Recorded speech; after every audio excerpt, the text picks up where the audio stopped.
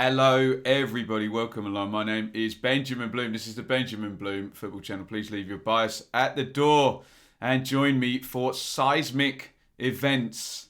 My football team has been sold. Ipswich takeover complete. This has been rumbling for a while. I did a video, God knows what, 4-6 weeks ago. Big links then. Before Paul Cook arrives as Ipswich manager, or around roughly the same time, with an American takeover of Ipswich Town. Everything went crazy in the media, and then all of a sudden it all went quiet. However, just a few days ago, some people with their ear to the ground spotted a couple of land searches that had gone and been registered legally on the Ipswich training ground, and something was back in the works. It stalled for a little while, but it has been done. And as of 11 a.m. this morning, Ipswich Town are no longer owned by Marcus Evans. Now, I'm going to go fairly quickly on this because it's 11:28. As you can imagine, this is going to be a busy day for me now. I'm going to be moving across to the Blue Monday podcast at midday. So this is just going to be a short reaction from me, if I do short at all. Lots more detail coming, and, you know, it's going to develop over the next couple of days. We'll get more information.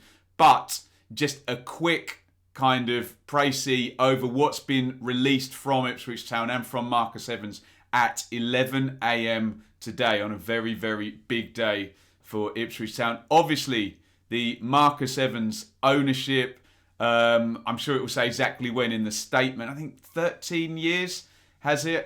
Evans took the club in the Championship at a time when a man of his wealth could really make things happen in the Championship. Obviously, since 14-15 time, wealth has been fairly immaterial in the Championship, with the FFP limit of 13 million rolling per year, plus then the parachute payments coming in for the 3 Premier League teams. And it felt like there was a snap there from Marcus Evans of, I can't let my wealth do the work here, because essentially that was his hope as Ipswich owner, that his wealth would do the job. Maybe when savviness would have been a help, wealth didn't do the job. He hired Roy Keane.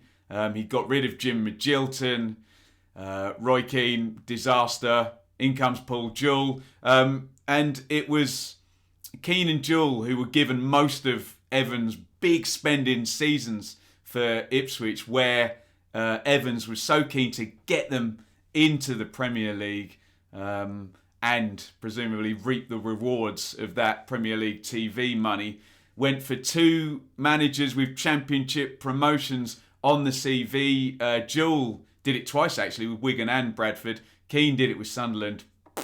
Didn't work. Mick McCarthy came in just before the horse had bolted financially. It was before that 14-15 season. McCarthy got Ipswich to the playoffs in 14-15. However, thereafter, investment less and less and less. McCarthy leaves, Hurst, Lambert, relegation, League One, club sold. Marcus Evans is going to have probably lost a hell of a lot of money here, but hey, a good businessman knows when to fold, apparently. And well, until we know the exact terms of the sale, he's folded. Here is the statement from Evans. I'll go through quickly. I've always said that whilst actively not looking to sell, I would seriously consider an offer made to me by a credible party if it would invest in Ipswich Town in a way that provides secure long-term funding to help take the club forward. For an offer to succeed, the following boxes had to be ticked. Irrevocable commitment to fund, not just purchase of the football club, security for the club's employee, a fair treatment of the shareholders, following several months of detailed due diligence by both parties to ensure this will be, quote, a marriage made in heaven. An agreement approved by the EFL was signed today.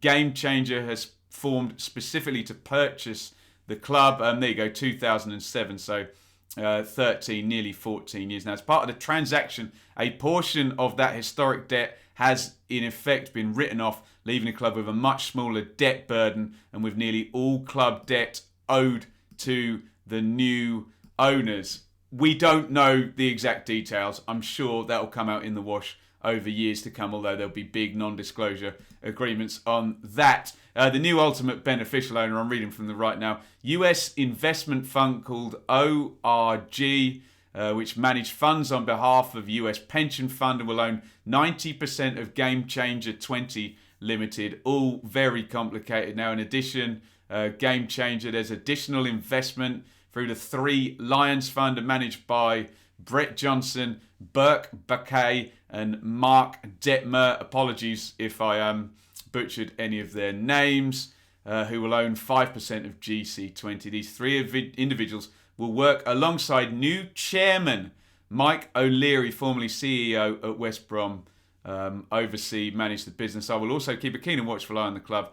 And will invest in a new company, owning 5% of it. However, I plan to divorce myself from any day-to-day responsibilities. The exact format of the transaction means that the pension fund will be the majority owner. Blah, blah, blah. I think we've got it. The fund has deep pockets, but the nature of a pension fund will be fiscally responsible in the use of those funds. It will need to invest to secure Premier League status. I'd always wanted to take the club to the Premier League, and sadly, for too short a window at one time, this had seemed possible. However, as important to me as my ambition, it didn't work out. I wanted to leave the club in not only a more secure financial position than the perilous state in which I found it, but with ownership that provides triple A backing alongside a community ethos. I believe I've found a way, and I look forward to cheering the team on every week as we work our way back to where we all want to be.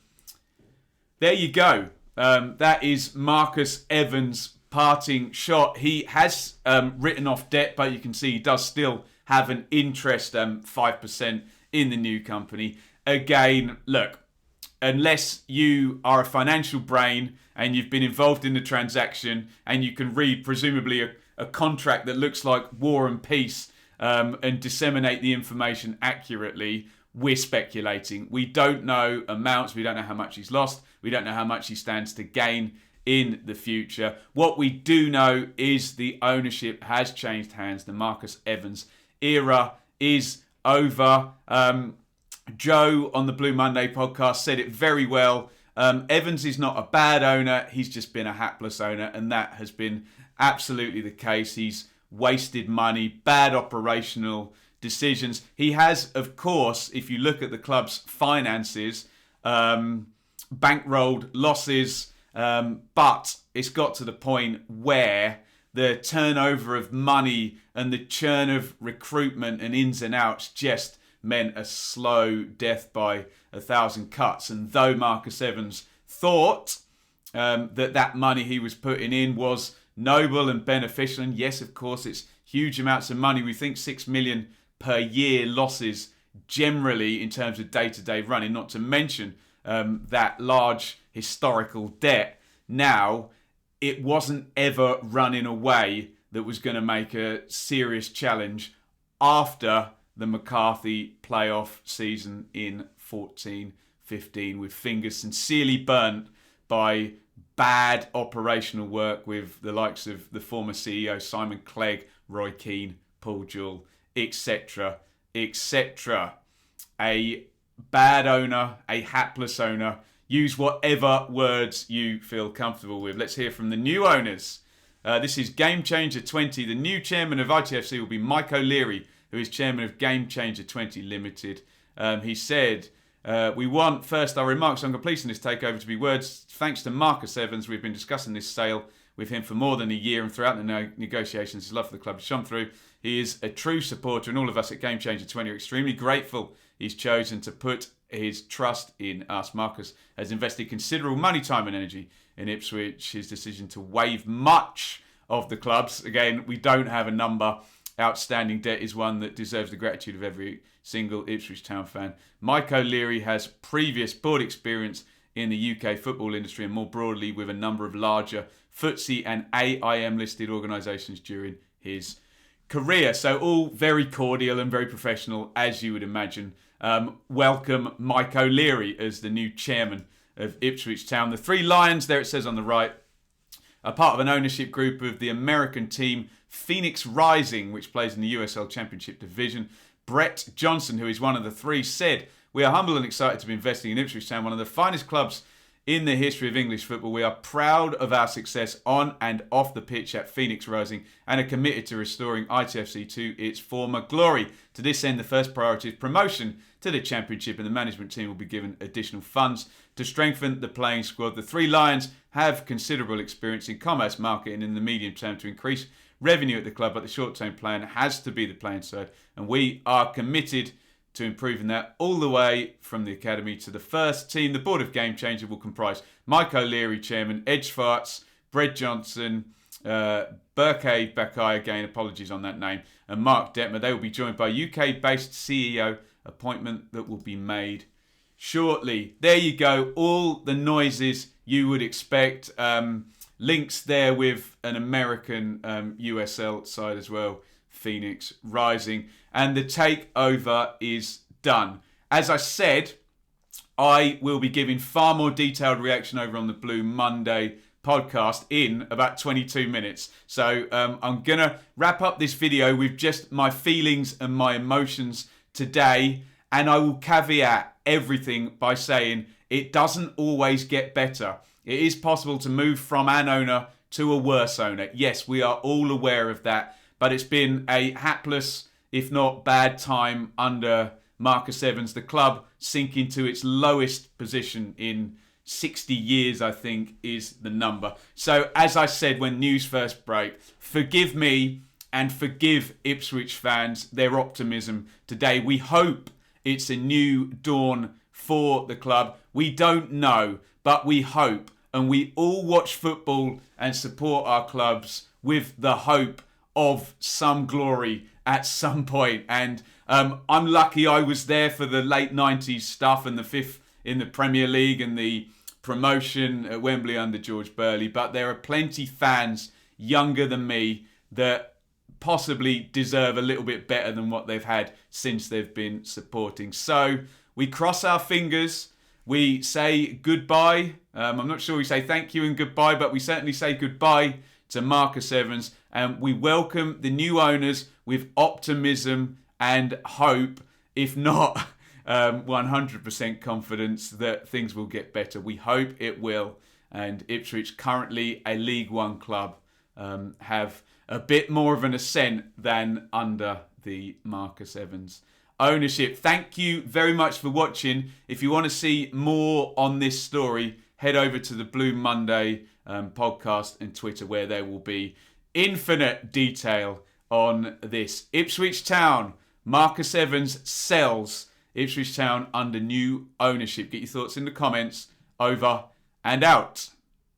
Thank you so much for watching. If you enjoyed this video, please hit the like button to see more videos from this channel. Hit the subscribe button and to be notified every time we upload. Ring the bell for those notifications to come through on your device. If you really want to support the channel and me as a content creator, I will be eternally grateful if you head over to the merch store and grab something, or support over on Patreon, patreon.com/Benjamin Bloom.